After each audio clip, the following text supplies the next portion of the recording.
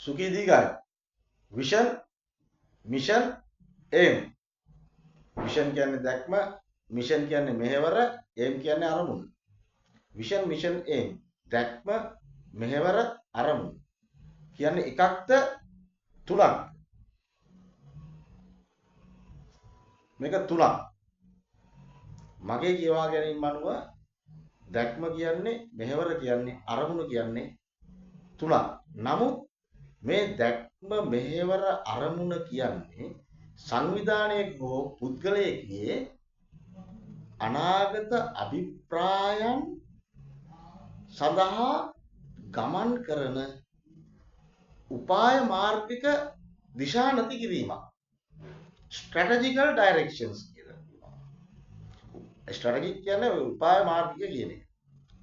ඒ කියන්නේ ඔයාගේ වේවා මගේ වේවා යම්කිසි සංවිධානයක වේවා අපේ රටේම වේවා යම්කිසි අනාගත බලාපොරොත්තුවක් වෙනුවෙන් අපි උපාය මාර්ගිකව යම්කිසි දෙයක් පෙළගස්වා ගැනීමට යොදා ගන්න ක්‍රමයක් තමයි දැක්ම මෙහෙවර අරමුණ කියන්නේ. ඔයගොල්ලෝ දැකලා තියෙන හුඟක් තැන්වල විෂන් මිෂන් කියලා ගහලා තියෙනවා බැංකුවකට ගියත් ආයතනයකට ගියත් පාසලකට ගියත් දැක්ම සහ මෙහෙවර කියලා දෙකක් ගහලා තියෙනවා. සමහර තැන්වල දැක්මයි මෙහෙවරයි දැක්කහම මගේ දැනුම තරම් නැත. මා අත්දැකීම් වලින් කියවා ගන්න මහ පොළොවේ පය ගහන සාමාන්‍ය පුද්ගලෙක්. මට හිතෙනවා මේ මෙහෙවර තමයි දැක්මට තියෙන්නේ දැක්ම තමයි මෙහෙවර. අනේ අරමුණු කොටකට තමයි මෙන්න මේක කියන්නත් මම බලාපොරොත්තු වෙන්නේ. දැක්ම විෂන් කිව්වහම මේකේ විශේෂත්වය තමයි මේක ක්‍රිස්ටල් ක්ලියර් අතිශය පැහැදිලි වෙන්න ඕන දැන්.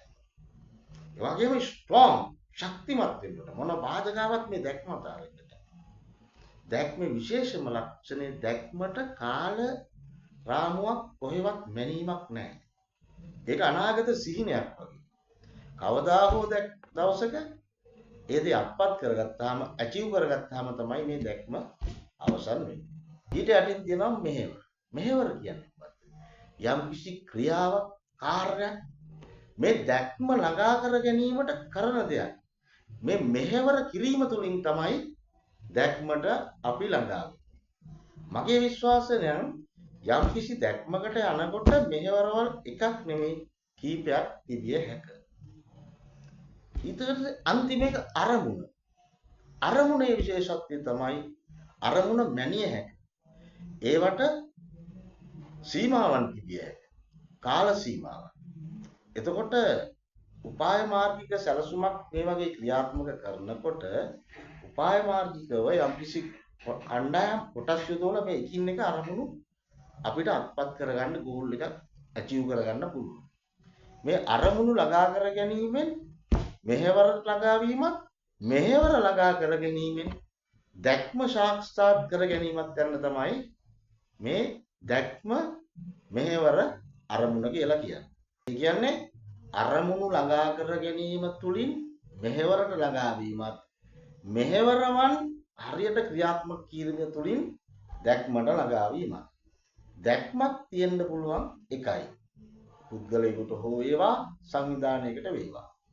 මෙහෙවරයන් කීපයක් තිබිය හැකියි. නමුත් බොහෝ දුරට මෙහෙවරයන් වලට සීමාවන් මැනීම් නැත.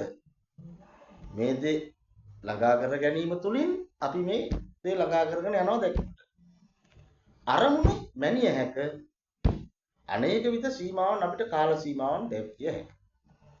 අපි බලමු අපිට තිර ලොකු ගැටලුවක් තමයි අපේ රට දියුණු කරන්න අපි පුරවැසියාට අපි හැමෝම දන්නවා අපිට තියෙන ලොකුම ගැටලුව දේශපාලන අස්ථාවරත්වය. මොකද අපි භූගෝලීය වශයෙන් ඉතා වැදගත් තැනක ඉන්නේ. ඉන්දියානු සාගරයේ. එතකොට මේ වැදගත්කමත් එක්ක අපිට බාහිර රාජ්‍යයන්ගෙන් එන බලපෑම් අතිශය ඉහළයි ඒ වගේම හරි සංවේදී. මේගොල්ලෝ හැම තිස්සෙම අපේ දුර්වලතාවය ඒගොල්ලන්ගේ ලාභයක් කරගන්නවා.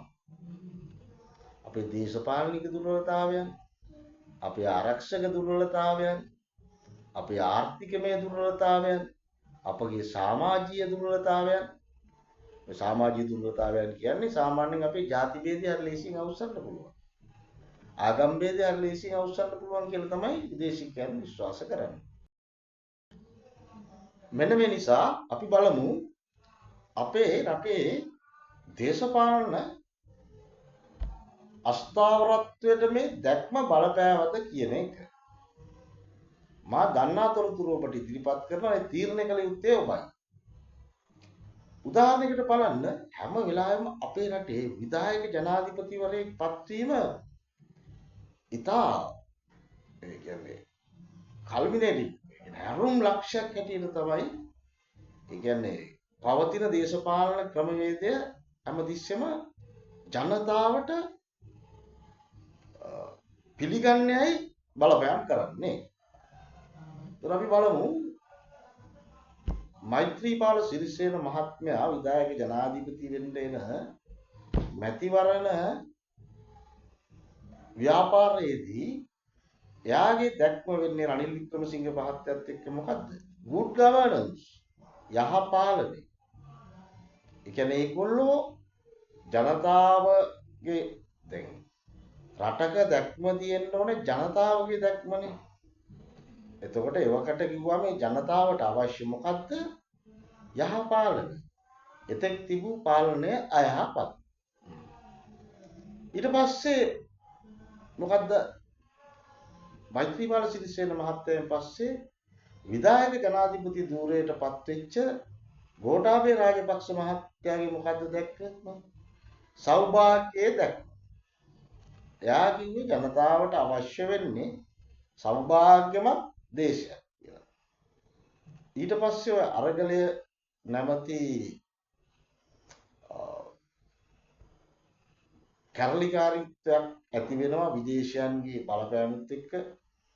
අපේ රටේ තියෙන ඩිජිටල් ප්ලැට්ෆෝම් එක හරියටම කන්ට්‍රෝල් කරලා ඒගොල්ලෝ අපේ රටේ ඇතුලේ දේශපාලන අස්ථාවරත්වයක් ඇති කරනවා.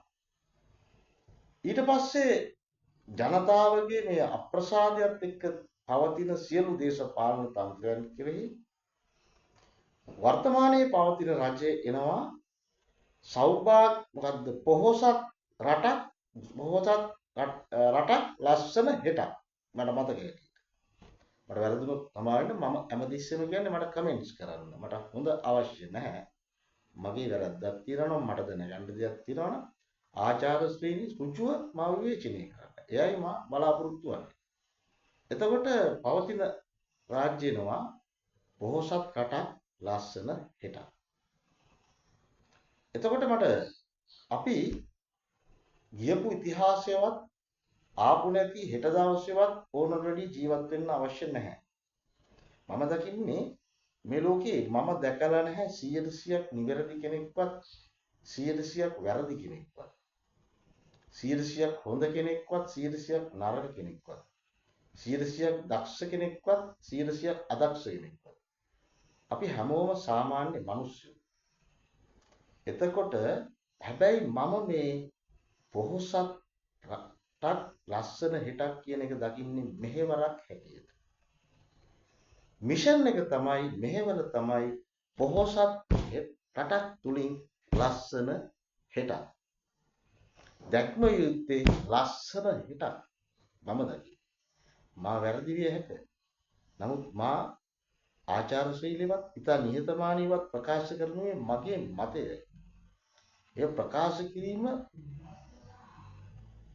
නීතිගරුක මේ රටට ආදරය කරන පුරවැසියෙක් හැටියට මගේ යුතුයකමක් යයි කියා මේ ප්‍රකාශ කරන්නේ. මේ මා කැමති නැහැ කිසිම කෙනෙක් දේශපාලන වාසි ලබා ගන්නවා තවත් කෙනෙක් විවේචනය කරනවට. එතකොට අපි හදමු දැන් ඉතිහාසය කතා කරන්නේ මම දකින්න විදිහට දැන් මේ රටේ දැක්ම තමයි දැන් ඇත්තම ලස්සන හෙටක් අපිට ඕනේ. ඒකේ එක දැක්ම තමයි ලස්සන හෙටක්. හැබැයි මම මේක චුට්ටක් වෙනස් කරනවා. හෙටක් කිව්වහම අර අපි අහලා තියෙනව නේද? ඊවල වල ඉස්සර ගහනවා බාලගිරි දෝෂය අද නොව හෙට. මගේ කියවා ගැනීම අනුව දැක්මක් එසේ නොවිය යුතුයි. දැක්ම යුතුයි ලස්සන රටක්. ඒක එක මෙහෙවරක් තමයි පොහොසත් රටක් තුලින් ලස්සන රටක්. ඒ පොහොසත් වෙන්න. අන්න මේ පොහොසත් රටක් තුලින් ලස්සන හෙටක් කියන එකට තමයි මෙහෙවර කියන්නේ. ලස්සන රටක් දැක්ම. දැන් අපි බලමු දැක්ම ලස්සන රටක්. ඊළඟට මෙහෙවර පොහොසත් රටක් ලස්සන හෙටක්. මේ පොහොසත් වෙලා අපි ලස්සන රටක් වෙනවා. එක මෙහෙවරයි පිළිගන්න. එතකොට මෙන්න මේ පොහොසත් වෙන එක තමයි ගැටලුව. අන්න ඒකට තමයි measurable කාලයත් එක්ක යන අරමුණු ළඟා කර ගැනීමේ සැලසුම් තියෙනවා. අපි බලමු අපි කොහොමද ලස්සන රටක් හදන්න හෙට දවස ලස්සන කරගන්න පොහොසත් වෙන්න ඕනේ. අන්න ඒවට අරමුණු දෙනවා. මොනවද? අංක එක තමයි අපි ආර්ථිකමය පොහොසත් වෙන්න ඕනේ. ඊළඟට ආරක්ෂාවකින් අපි පොහොසත් වෙන්න ඕනේ. ආරක්ෂාව කිව්වම අභ්‍යන්තර ආරක්ෂාවකින් පොහොසත් වෙන්න ඕනේ. අභ්‍යන්තර සෞඛ්‍යයෙන් අපි පොහොසත් වෙන්න ඕනේ. නීතිමය සුරක්ෂිතභාවය තුලින් අපි පොහොසත් වෙන්න ඕනේ. එතකොට බාහිර ආරක්ෂාව තුලින් අපි පොහොසත් වෙන්න ඕනේ. මම දකිනවා වර්තමානයේ බාහිර ආරක්ෂාව අපිට ලොකු වියදමක් යන එක. මොකද රටක් නිර්මාණය කරන්න එක පුද්ගලයෙකුට බෑ. එක ජනාධිපතිවරයෙකුට තමාගේ දූර කාලයේදී බෑ. දූර කාලෙදී ඒකදී බෑ. ඔහුට යම්කිසි මාර්ගයකට දිශානතියට මේ මුළු ජන සමාජයම තමා රටට ආදරේ නම් යොමු කරන්න පුළුවන්. ඊළඟට එන නායකයෙක් දැනගන්න උන රටට ආදරේ නම් එතන ඉඳන් කරයි. අපි මෙතෙන්දි ගමු දැන් උදාහරණයක් හැටියට අපේ දැක්ම ලස්සන රටක්. ඒක ළඟා කර ගැනීමේ එක මොහොරක් තමයි පොහොසත් රටක් තුලින් ලස්සන රටක්.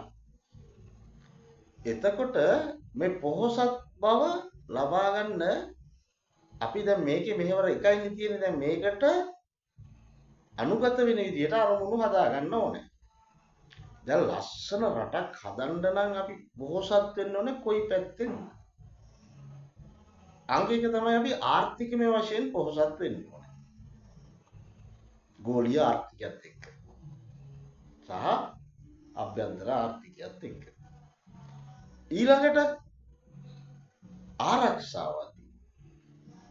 ඒකෙදි අභ්‍යන්තර ආරක්ෂාව, බාහිර ආරක්ෂාව, අධිකරණ ඒ සුරක්ෂිතතාවය, නීතිමය ආරක්ෂාව ඔය ටික කියලා අපි හිතමුකෝ දැනට. ඊට පස්සේ සමාජීය වශයෙන්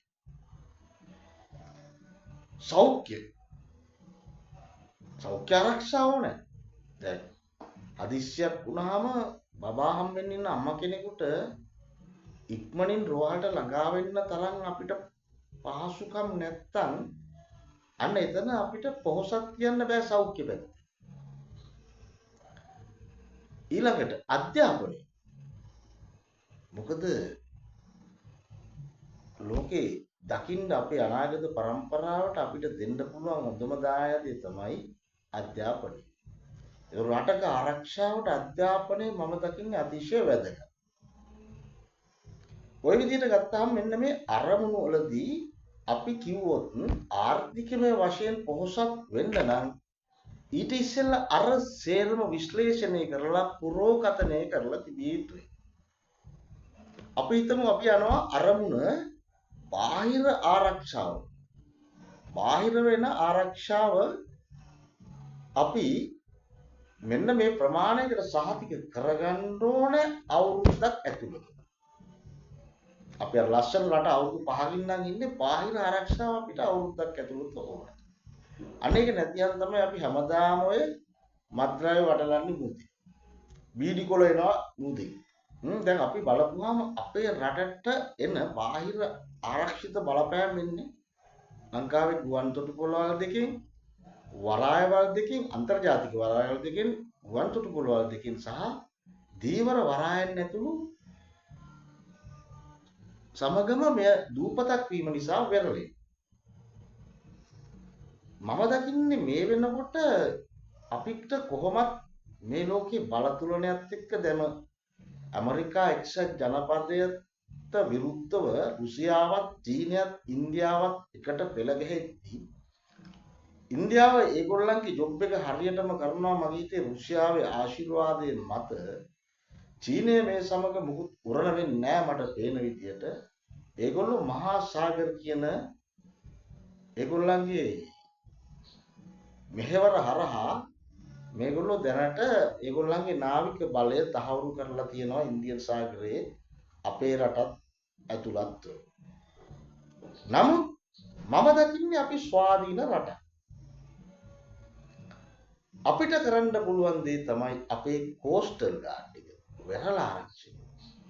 අපි අර වරායවල් දෙකත් ගුවන් තොටුපළවල් දෙකත් අපි වෙරළ ආරක්ෂණයත් උපරිම කරනවා. අන්න එතකොට මේකට දෙනවා ඉස්සෙල්ලාම පළවෙනි අරමුණ මාස 3ක් ඇතුළත මේ රටට එන සියලු බෝට්ටු වේවා ගුවන් මගින් එන ඒවා සියලුම දේ අපි කොහොමද නිරීක්ෂණය කරන්නේ? උදාහරණයකට හිතමු ලංකාව වටේම නිරීක්ෂණය කරන්න.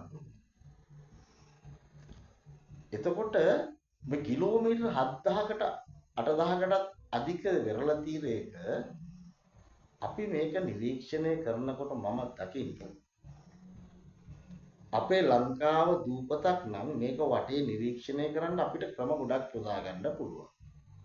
ඒත් භෞතිකව පුද්ගලයන් යොදලා පොයින්ට් දාලා නිරීක්ෂණය කරනවා. ඒකෝර අපි බලනවා ඉස්සෙල්ලා පුරෝකතනය කරලා හොඳටම පේන තැන් වල දානවා. මේකෙදි මම දකින්නේ ඉස්සෙල්ලාම අපේ යුටිලයිසේෂන් කියන එක. උපයෝගය. අපි පුරුදු වෙලා තියෙන ඕන දෙයක් කරන්න ගියාම ඩක් ගාලා කඩෙන් අලුත්ම දෙයක් කියන්නේ. පිට රටින් ටෙන්ඩර් එකක් දාලා පඩු ගන්න. ඊට වඩා උත්සාහ කරන්න ඕනේ මම දකින්නේ අපේ තියෙන දේ ආයෝජනය නෙමෙයි උපයෝජනය කරන්න. ඉන්වෙස්ට්මන්ට් යුටිලයිස් කරන්න. එතකොට තියෙන පරණ බයිනෝ ටික එහෙම හදලා කඩලා අරගෙන අපිට දකින්න ඕන දේවට මේකට අපේ ඉංජිනේරු පීඨයේ අරහා ප්‍රදර්ශන තියලා අපේ අරමුණ මෙන්න මේ වගේ දුරදක්නයක් නිෂ්පාදනය කරන්න නම් අපි දිරිමත් කරනවා විශ්වවිද්‍යාල ළමයි මේ අලුත් ඉනෝවේට් දේවල් කරන්න හොඳම දේ හොයාගන්න ටීම් එකට අපි දෙනවා ඇමරිකාවේ අබල් නිරීක්ෂණයේ ඇතුළු මේ පිටරටවල් කීපයක මාසික සංචාරයක් කීමණියක ලක්ෂ 3ක් දෙනවා කියලා ළමයි දිරිමත් කරපුවම අපේ රටේ මිනිස්සුන්ගේ මම දකින්නේ ජූස්ලට පස්සේ ජූස්ලා අපිට පස්සේ ඉන්නේ. මොකද ලෝකේ බ්‍රේන් කැපැසිටි එක මොලේ ධාරිතාවේ වැඩිම කට්ටිය මම අහලා තියෙන්නේ යුදෙව් ජාතිකයෝ. නමුත් විශ්දම් ප්‍රඥාවෙන් අගතැන්පත් මිනිස්සු අපි. මොකද බෞද්ධ දර්ශනය තුලින් අපට ලැබෙන බ්‍රේන් කැපැසිටි එකට එහා දෙයක් කරන්න පුළුවන් එකක් තමයි මම දකින්නේ විශ්දම් එහෙම නැත්නම් ප්‍රඥාව. එතකොට ඒ වගේ ඉනොවේටිව් දේවල් කරා නම් අපිට භෞතිකව නිරීක්ෂණ ක්‍රමවේදයන් අපි රට තුළම දියුණු කර ගන්නවා අපේ රටෙන් විදේශ විනිමය වෙන රටකට යවන්න. ඊට පස්සේ මොනවද? රාඩාර් සිස්ටම්, රේඩාර්. ඒව හදන්න පුළුවන් අපේ රටේ දැනට තියෙනවා අපි පාවිච්චි කරනවා නාවක. ඊට පස්සේ අපිට පුළුවන් දැන් ඩ්‍රෝන තාක්ෂණය. මේ මම ඉන්න ප්‍රදේශයේ මම ගම්පහ ප්‍රදේශයේ ගම්පහ බණ්ඩාරනායක විද්‍යාලයේ මම දැකලා තියෙනවා අපේ දැනට ඉගෙන ගන්න ශිෂ්‍යෝ හරි ආඩම්බරයි මමත් ඒ ඉස්කෝලේ කියන්නේ ඒගොල්ලන්ගේ තියෙන ඇරෝනොටිකල් ක්ලබ් එක කියලා. ඒගොල්ලෝ උඩින් යන ෆ්ලයිට් අනම්මන සේරම හදනවා රිමෝට් කන්ට්‍රෝල්ස්. ගන්න මේ ගම්පහ බිෂොප්ස් වලින් බඩු වරන් හදන්නේ. පොඩි වියදමක් යන්නේ. ඒවා කැමරා හදලා ඉනෝවේට් කරන්න. අපේ රට වෙන රටවල් වගේ නෙමෙයි අපිට තියෙන මම දකින්නේ ලොකුම ගැටලුව අපි රිසර්ච් ඇන්ඩ් ඩෙවලොප්මන්ට් කියන එක කරන්නේ නැහැ. ඩෙවලොප්මන්ට් ඕනේ රිසර්ච් කියන එක කරන්නේ පර්යේෂණය. ඒවට වියදම් කරන්නේ. ඊළඟට පයිලට් ප්‍රෝග්‍රෑම් නියම ව්‍යාපෘති කරන්නේ. ඔන්න ඔවා තුලින් අපිට පුළුවන් මේ සර්වේලන්ස් කරන්න. අපේ වටා මුළු තීරයේම අපිට මොනවද කරන්න පුළුවන්? නිරීක්ෂණය කරන්න පුළුවන්. ක්‍රමවේදයක් හදනවා යන බූට්ටුවකට දෙනවා රැටත් ඉලුමිනේට් වෙන පොඩියක් හරි මොකක් හරි. ඒවා ඈත ඉඳලා නිරීක්ෂණය කරන්න පුළුවන්. ඊට අමතරව ඒවට හයි කරනවා අපි GPS එකක් නාවක හමුදාවෙන් ඒව මොන්ට් කරනවා මම කොහෙටද යන්නේ කොච්චර දුර ගියාද කියලා. එයා යන ප්ලෑන් එක එයාගේ කියලා යන්න ඕන. ඒ ගමන් මාර්ගය වෙනස් වෙනවනම් නාවික හමුදාව දැනුවත් කරනවා. අන්න ඒ වගේ පාලනයකට ගන්නවා. ඒක කරන්න මම හිතන්නේ එච්චර අපිට පිට රටින් ගේන්න දෙයක් තියෙයි කියලා.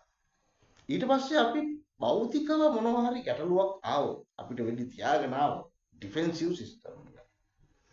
බැලලා දක්වා ඔපෙන්සිව්. මොකද අපේ ටෙරිටෝරියල් වෝට කියන ප්‍රමාණය අපේ මුහුදට අපිට අයිති සීමාවක් තියෙනවා. ඉන්දියාවත් යාපනයත් අතර තියෙන පොඩි කැලලක් තියෙනවා. ඒක අර මුහුදු සීමාව පොඩි හන්ද ඔය සේතු සමුද්‍රම් ඒ කැලල බෙදිලා තියෙනවා පොක් සමුද්‍ර හන්දිය හරහා. ඔය කච්චදීව දූපතේ මැරිටයිම් බෝඩර්ස් ගැටලු වෙන්නේ උතනනේ. ඒ ටික අරනකොට අපිට ලොකු කැලලක් තියෙනවා අපේ මුහුදු සීමාවක්. ඔන්න ඔය කෙරවල දක්වා අපි ආරක්ෂා කරන්න. එතනින් යහට පුළුවන් නම් අපි ඉස්සරහට අපේ දරුවෝ දැනගන්න ඕනේ. දැන් ඔය හැම නියුක්ලියර්ම ගොඩ යන්නේ සබ්මරීන් සිස්ටම් එකත් එක්ක. මේ ඉන්ටර්නැෂනල් සී එකේ තමයි සෙල්ලම් අපිට පුළුවන් නම් අපේම සහෝදර දමිළ ජාතිකයෝ අර ලිබරේෂන් ටයිගර්ස් ඔෆ් ටැමිල් ඊලාම්ස්ලා කියපු ඉන්සර්ජන්සි එක කියපු ඒගොල්ලෝ කවර්ට් කරලා අපේ සහෝදරින්ව දමිළ සහෝදරින්ව රවට්ටපුවන්ද ඒගොල්ලෝගේ හැකියාවෙන් ඒගොල්ලෝ කොච්චර දේවල් කරාද රංගන් 99 කියලා පුද්ගල නාශක බෝම්බයක් හැදුවා. හැබැයි ඒක ජිනීවා සම්මුතියට විරුද්ධයි. මොකද ලොකු වෙඩි බෙහෙත් ප්‍රමාණයක් තියෙනවා. ඊට අමතරව ඒකේ බයිසිකල් බෝල දෙකක් තුනක් දවුවෙත් තියෙනවා. ඒක ගිහිල්ලා මම ඇහැට දැකලා තියෙනවා ළමයි මැරිලා තියෙනවා. පුද්ගල නාශක බෝම්බකින් පුද්ගලයෙක් මරණ චේතනාවෙන් නෙමෙයි හදන්නේ. ඒගොල්ලොත් ඒක මරණ චේතනාවෙන් නෙමෙයි හදන්නේ. නමුත් ඒ ක්‍රියාකාරීත්වය යොදවන්න බෑ මම දන්නවා. මොකද මේ බයිසිකල් බෝලේ පුපුරුවා විසිරෙනවා. එතකොට ඒගොල්ලෝ සබ්මරීන්ස් හදුවා. අන්න අපිටත් ඕනේ පොඩි දුර යන සබ්මරීන් බැංගලෝර මේ මොකද්ද ඩෝබිඩෝ කියන්නේ මූද යටින් ගිහිලා සබ්මරීන් විනාශ කරනවා. ඇයි අපිට රිසර්ච් කරන්න බැරි තියෙන දේවල් අපි දිරිමත් කරන්න ඕනේ. අන්න ඒ වගේ මම කියන්නේ උදාහරණයකට අපි අපේ කෝස්ටල් සිකියුරිටි එක අපේ මුහුද වටේ සියලු දේ ආරක්ෂා කරන්න වියදම ගන්නවා. එතකොට දැන් ඔය වරායවල් අපිට වියදමක් කියන්නේ වරායවල් වල ලෝකේ තියෙන ඉහළ තාක්ෂණය ගේන්න වෙනවා අපිට දැන් ඔය දකින්නයි කන්ටේනර්ස් ඉරේනවා අන්නේ තදබදේ අඩු කරන්න ක්‍රමවේදයෙන් මම හිතන්නේ ක්‍රමවේදයන් අනුගමනය කරා නම් ඔහු මේ මගේ රටේයි කියා හිතනවා නම් තමාගේ වෘත්තියට අවංක නම් මේ වෘත්තිය සිදු වෙත්තේ මගේ රටේ අනාගතය වෙනුවෙන් කියලා හිතනවා නම් මම හිතන්නේ අපිට තියෙන සම්පත් අද රටේ කොහෙවත් මදි කියලා. මොකද අපි හරි පොහොසත් රටක් ආයි. මේක පොහොසත් වෙන්න දෙයක් නැහැ. අපිට ලස්සන හිතක් නැත්තේ අපේ පොහොසත්කම දකින්න නැති. මගේ පුද්ගලික මතය. දැන් උදාහරණයක් විදිහට උකට අපි වරායෙන් එනේවා එයාපෝට් එකේ එනවා හරියට සර්වෙලන්ස් කරන්න සිස්ටම්ස් හදනවා. මොකද ඔය মালටි බැරල් රොකට් ලොන්චර් මැෂින් එක අපේ හමුදාවන් නොනවතින රැල්ල කියන ඔය LTT සංවිධානය කරපු වෙලාවේ ගොඩක් යාපනයේ ප්‍රදේශයෙන් විනාශ වෙන්නම යනකොට ඉන්දියාව කියලා දෙනවා අපිට නැව් දෙන්නම් අපේ සොල්දාදුව කොළඹට ඇද ගන්න. ඒ කියන්නේ LTT එක ගහලා යාපනය අල්ල ගන්න දෙන්න. පාකිස්තානෙන් අපිට එවලා තියෙනවා মালටි බැරල් රොකට් ලොන්චර්ස් MBRL කියන්නේ. ඒ ගේනකොට ඒවල වයර් කපලා උන්නු මොකද්ද මම අහලා තියෙනවා එකක් දාලා අපේ විද්‍යාඥයෝ ටක ගාලා හදලා අති දක්ෂ ප්‍රඥාවන්තින්ගේ පිරිමේ රට පොහොසත් රට ආයේ පොහොසත් කරන්න දෙයක් නැහැ. දැනුවත් කරන්නයි තියෙන්නේ අපේ තියෙන පොහොසත්භාවය. ඒතර මම උදාහරණයකට ගත්තේ අන්න ඒ වගේ බාහිර ආරක්ෂාව ගැන අපි ඒ කෝස්ටල් ගාඩ් එක වෙරළාරක්ෂණය ගැන හිතුවා නම් අපේ රටට එන ඉන්ෆ්ලුවන්ස් නවත්තන්න ඒකට යන අරමුණු එකින් එක කැල්කියුලේට් කරලා ඒකේ මුදලුත් එක්ක අවසානයේ තමයි ආර්ථිකමය වශයෙන් අපි ගණනය කරන්න ඕන මෙච්චර වියදමක් යනවා අපේ අවුරුදු 5ේදී අපි පොහොසත් රටක් ලස්සන රටක් වෙන්න බාහිර ආරක්ෂාවෙන් පොහොසත් වෙන්න. ඒ වගේම සෞඛ්‍යාරය ওই ටික අරගෙන එතකොට හදනවා ආර්ථිකමය සැලැස්ම. ඔන්න ඔය අරමුණු ටිකට තියෙන උන ටයිම් ප්ලෑන් එක. මට මතකයි ඒ කාලේ ගෝඨාභය මහත්තයා හැමතිස්සෙම කියනවා ඔයාලගේ ප්ලෑන් එකට ටයිම් එක දාන්න. කිසිම සැලැස්මක් ඒකට අවශ්‍ය කාල සැලැස්ම දැම්මේ නැත්නම් ඉතින් එහාට වැඩ කරන්නේ නැහැ. අරමුණක් වැඩ කරන්න නම් කාලය සීමාවක් තිබිය යුතුමයි. අපි ඒක දකින්නේ නැහැ. ඒකයි මේ කතිකාවතකට මේක ගේන්න හදන්නේ. එතකොට ඔබට පැහැදිලි ඇති අපි ලස්සන රටක් සඳහා යන්න නම් පොහොසත් වෙලා තමයි මේ ලස්සන රටකට යන්නේ. අපි මේ දැක්ම ලස්සන රටක් නම් මෙහෙවර විය යුත්තේ පොහොසත් බව තුලින් ලස්සන රටක් ළඟා කර ගැනීම. අරමුණු විත්තේ මෙන්න මේ පොහොසත් බව ලබා කර ගැනීම කාලය අනුව විශ්ලේෂණය කරලා ඇති. ඔන්නෝක තමයි අරමුණ පරමාර්ථය සහ දැක්ම මිෂන් කියන එකට පරමාර්ථය කියනවා මෙහෙවර කියනවා එහෙම නැත්නම් මෙහෙයුම. හමුදාවේ කියන්නේ මෙහෙයුම කියලා. අවසාන වශයෙන් කියනවා නම් ලස්සන රටක් යන දැක්ම ළඟා කර ගැනීමට මෙහෙවර වන්නේ පොහොසත් රටක් තුලින් ලස්සන රටක්. එහි අරමුණු වන්නේ මේ පොහොසත් රටක් නිර්මාණය කිරීම සඳහා වූ විශ්ලේෂණය කරන ලද අරමුණු සමූහයක් කාල සීමාවන් අනිකුත් ආර්ථිකමය සීමාවන් එක්ක කියන බජට් එකක් කියනවනේ අපිට දැන් මේක විනෝඩ වියදම් කරන්නත් බෑනේ අපි අභ්‍යන්තර ආරක්ෂාව සඳහා අපි දව සමාජීය අපේ ආරක්ෂාව සඳහා සෞඛ්‍ය මෙච්චරක් වෙන්න ඕන හැම ගර්භණී මවකටම අපි මාස දෙක අඳුනාගත් මොහොතේ සිට මාස 10 දක්වා අපි පෝෂණ ආහාර මාර්ගයක් දෙන්න ඕන පෝෂණය ලබා දෙන්න. එතකොට අපි ඉතිහාසයේ වර්තමානයත් එක්ක අනාගතේ කොච්චර ගර්භණී මව්ව බිහි වෙයිද මේ ජන රටාවත්. ඒක තමයි අපි දත්ත තොරතුරු අපිට වැදගත්. අපේම කියන ඩිජිටල් ප්ලැට්ෆෝම් එකක් අපිට ඕනේ. අන්න ඒවත් එක්ක ෆෝකස් කරනකොට අපිට වෙනවා අන්න අර සීමාවන් දාගන්න. එතකොට මේ සෞඛ්‍ය සඳහා මෙන්න මෙච්චරයි ආර්ථිකය වෙන් කරන්න පුළුවන්. මෙන්න මෙච්චර කාලයක් ඇතුළත මේක අපි ළඟා කරගන්න. ඔන්න ඔය පොහොසත් රටක් වීම සඳහා වූ ඒ අරමුණු කාලයත් එක්ක ළඟා කරගන්නකොට මේ පොහොසත් රටක් නිර්මාණය වීම තුලින් අපි ලබා ගන්නවා මොකද්ද? ලස්සන රටක්. සුඛී දීර්ඝයි.